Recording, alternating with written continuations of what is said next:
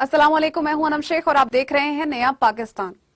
कश्मीर में 4 साल मासूम बच्ची अलीशा और उसकी मां के साथ रेप की तस्दीक, मुलजिम गिरफ्तार।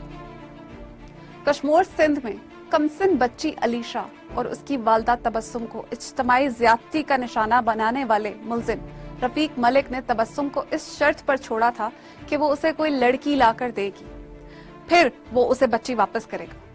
जब तबस्सुम थाने पर थी तो लड़की का मसला खड़ा हो गया कि अब लड़की कहां से आएगी कि जवाबदार को झांसा देकर गिरफ्तार किया जाए।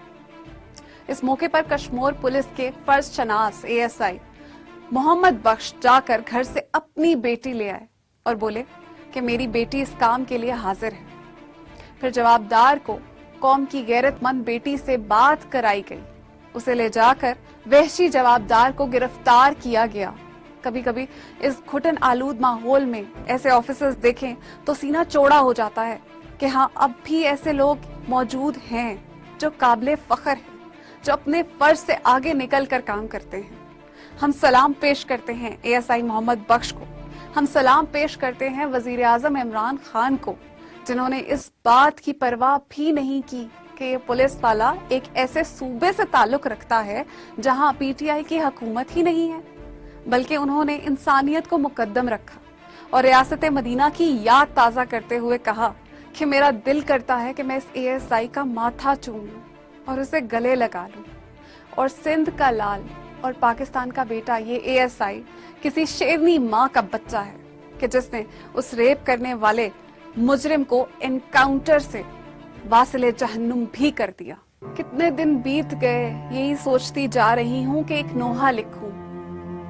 नोहा लिखूं जिसे पढ़कर नोहा ख्वाह आए और अपने अपने नोहे जलाकर राख कर डालें। उस नोहे का उन्वान रखूं औरत, बेबस औरत।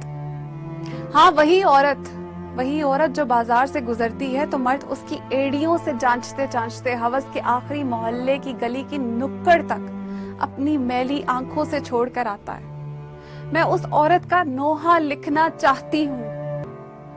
8 साल की बच्ची अपनी सखियों में खेल रही है। उस बच्ची की एक 7 साला दोस्त का बाप 8 साला बच्ची को इस तरह देख रहा है कि जब ये 8 साला बच्ची औरत बनेगी तो उसके आज़ा कैसे होंगे।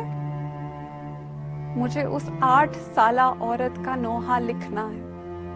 मुझे गांव की उस लड़की का नोहा लिखना है जो बगैर मर्जी के किसी के साथ सिर्फ इसलिए ब्याहती गई कि उसके बाप पर चढ़े कर्जे का बढ़ता ब्याज बहुत ज्यादा है। हाँ, बहुत ज्यादा है। मुझे गांव की उस लड़की, उस औरत का नोहा लिखना है। मुझे उस 6 साल का दुख लिखना है जिसका दुख मुझे अपनी बेटी जैसा लगता है।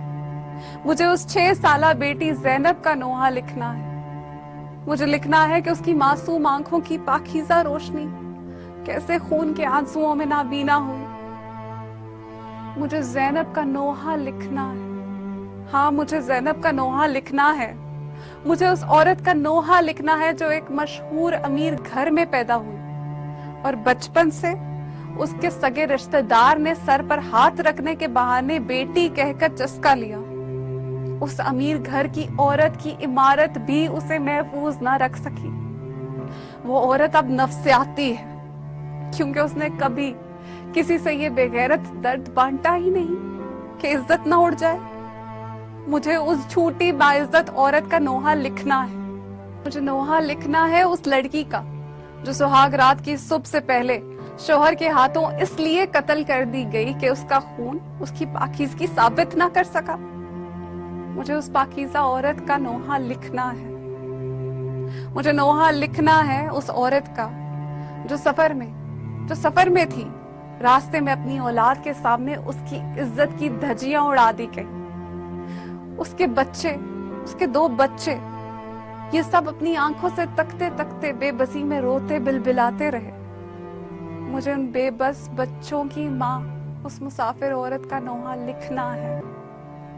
मुझे शहर कश्मीर की 4 साला बच्ची का नोहा लिखना है। मगर नहीं, मैं कुछ नहीं लिखूंगी।